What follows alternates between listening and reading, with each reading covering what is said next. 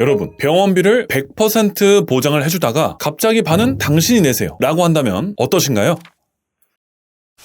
여러분, 정부가 발표한 실손보험 개혁안이 요즘 엄청난 논란이 되고 있습니다. 우리가 내야 하는 돈, 즉 자기 부담률이 올라간다는 뜻인데요. 당장 내일 새로운 실비가 나오는 건 아니지만 한 가지는 확실합니다. 쉽게 말씀드리면요. 이번 개혁안대로라면 병원비가 100만 원이 나왔다면 보험에서는 50만 원만 주고 나머지 50만 원은 내가 내야 할 수도 있다는 겁니다. 예전에는 병원비 100만 원이 나왔을 때 보험에서 90만 원을 내주고 내가 10만 원만 내면 됐어요. 그런데 더 심각한 문제가 있습니다. 1세대, 2세대, 옛날 실손을 가지고 계신 분들 있으시죠? 그럼 억지로 보장이 안 좋은 새 실비로 갈아타야 하는 거 아니냐는 우려가 커지고 있습니다. 정부가 이분들한테 권고하는 기준에 따라서 보상을 드릴 테니 계약을 해지하세요 라고 유도할 수도 있대요. 아직 100% 확정된 건 아닙니다. 하지만 이런 변화를 모르고 계시다가는 나중에 당황하고 대처가 어려울 수 있겠죠. 그래서 오늘 영상에서는 실손보험이 어떻게 바뀌는지, 그리고 우리가 지금 뭘 준비해야 하는지 차근차근 알려드리겠습니다. 나에게 꼭 필요한 정보를 매번 공유해드리고 있으니까요. 영상 보시기 전 구독과 좋아요, 공유 부탁드려요.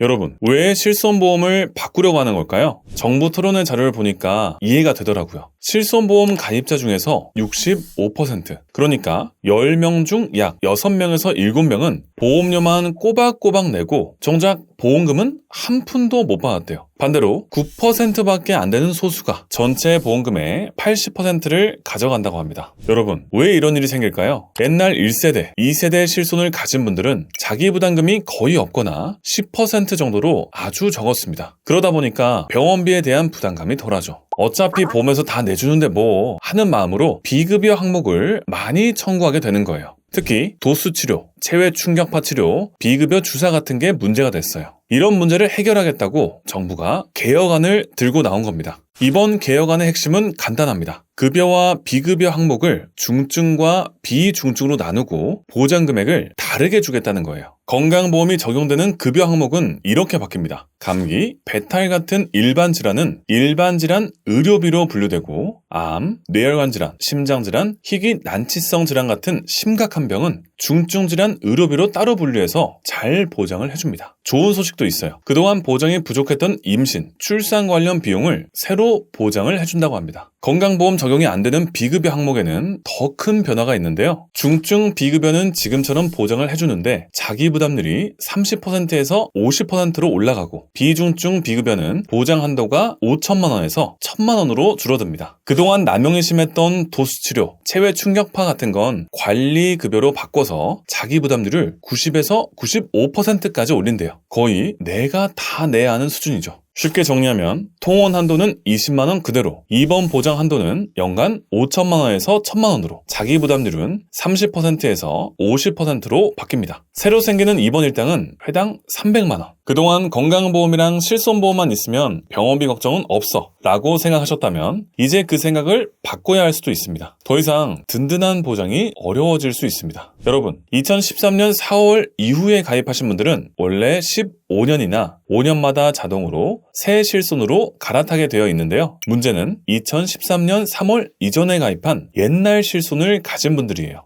이분들은 원래 갈아탈 필요가 없기 때문에 5세대가 나와도 바꿀 이유가 전혀 없었죠. 보험료가 좀 비싸도 보장이 좋으니까 그냥 계속 유지하면 됐어요. 그런데 정부가 강제로 전환시키거나 철회권, 취소권을 주거나 약관을 바꾸거나 재가입 조항을 적용하거나 하는 여러 방법을 검토하고 있다고 합니다. 쉽게 말해서 보상을 주고 기존 계약을 사들이겠다는 건데요. 근데 그게 만족할 만큼의 보상이 될지는 잘 모르겠습니다. 의료 체계를 정상화한다는 취지는 좋지만 솔직히 일반 시민이 내 보장을 줄여가면서까지 희생하고 싶지는 않을 거예요. 여러분, 지금은 건강해서 병원에 안 가니까 실감이 안 나실 수 있는데요. 하지만 나이가 들어서 병원비 걱정 안 하려고 그동안 힘들게 보험료 내면서 버텨온 건데 그걸 다 무시하고 강제로 바꾸면 너무 허무할 수 있잖아요. 2026년 6월이 되면 확실한 내용이 나온다고 합니다. 지금 미리 걱정하기보다는 실손만 가지고 가면은 다른 부분에서 공백이 생길 수 있다는 걸 인정하고 다른 보장으로 미리 준비를 해두시는 게 현명해 보이는데요. 그럼 어떤 방법들이 있을까요? 이를 대비할 방법 중 하나는 비갱신형 보험을 활용하시면 좋습니다. 비갱신형 보험이란 보험료를 꼬박꼬박 내면 보험회사가 그 정해진 보장 기간 동안은 끝까지 책임을 져주는 보험인데요. 이런 비갱신형 보험으로 암, 뇌혈관, 심장 진단비나 치료비, 수술비 같은 걸 준비해 두시면 커다란 위험에 대비하실 수가 있습니다. 특히 나이가 드실수록 수술비 보험이 중요한데요. 이런 이유 때문입니다. 첫째, 실손보험 개혁안 때문입니다. 앞에서 말씀드린 것처럼 건강보험이 안 되는 비급여 항목은 이제 내 돈을 많이 내야 합니다. 근데 수술비 보험은 급여든 비급여든 상관없이 수술만 하면 가입 금액을 다 줍니다. 그러니까 비급여 자기부담률이 올라가도 어느 정도 커버가 되는 거죠. 둘째, 실손보험의 통원 한도가 부족해요. 4세대 실손 기준으로 통원은 20만 원까지만 되는데요. 요즘은 의학기술이 발달해서 입원을 안 하고 통원으로 치료하는 경우도 많습니다. 3시간, 4시간이면 치료가 끝나니까요. 그런데 고가 치료를 받게 되면 실손보험 통원 20만 원으로는 턱없이 부족할 수가 있겠죠. 수술비 보험은 입원해서 수술을 하든 통원에서 수술을 하든 상관없이 수술만 받으면 보험금을 주기 때문에 실손보험에서 부족한 통원비를 메꿀 수가 있습니다. 그래서 병원비 걱정을 덜어줄 수 있는 수술비 보험 3가지를 추천드리겠습니다. 첫 번째는 질병 1, 5종 수술비 보험인데요. 이건 수술의 종류에 따라서 보상 금액이 달라집니다. 보통 1에서 3종은 백내장, 대장용종 제거와 같은 쉽고 비교적 자주 하는 수술에 해당되고 4종에서 5종은 암 수술과 같은 어렵고 복잡한 수술이 해당이 됩니다. 가장 어려운 5종 수술은 최대 2천만 원까지 보장됩니다. 근데 이것도 단점이 있는데요. 내시경 수술이나 카테터, 스텐트 삽입술 같은 비관절 수술은 3종으로 보통 분류가 돼서 100만 원 정도밖에 나오지가 않습니다. 문제는 뇌나 심장혈관에 스텐트를 넣거나 코일 색전술을 하는 건 비용이 꽤 나올 수가 있는데요. 3종 수술비 100만 원으로는 부족할 수가 있다는 거예요.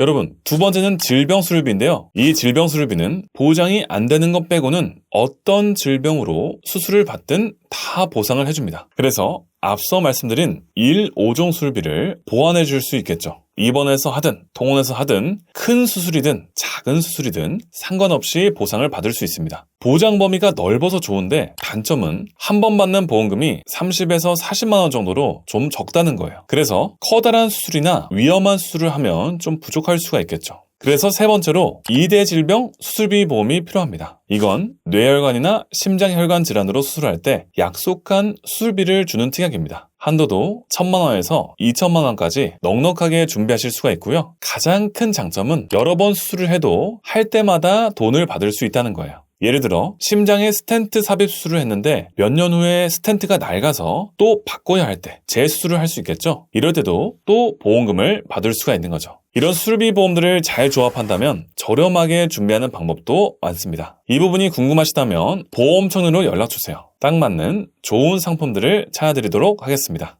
여러분, 예전에는 실손보험이 대부분의 수술비를 보장을 해줬기 때문에 수술비 보험이 따로 필요 없던 시기도 있었습니다. 하지만 이제는 실손보험만으로는 의료비 부담이 클 수 있는데요. 그래서 수술비 보험이 꼭 필요한 시대가 오고 있습니다. 우리 미래를 위해서 지금부터 조금씩 준비해 두시는 것도 좋을 것 같습니다. 영상을 보시고 궁금하신 점이 있다면 카카오톡 채널 보험청으로 연락주세요. 친절한 상담 도와드리겠습니다. 앞으로도 숨겨진 꿀팁, 쉽고 재밌는 내용으로 찾아뵙도록 하겠습니다. 영상 도움이 되셨다면 구독과 좋아요, 알람 설정, 공유 부탁드려요. 지금까지 보험청년이었습니다. 감사합니다.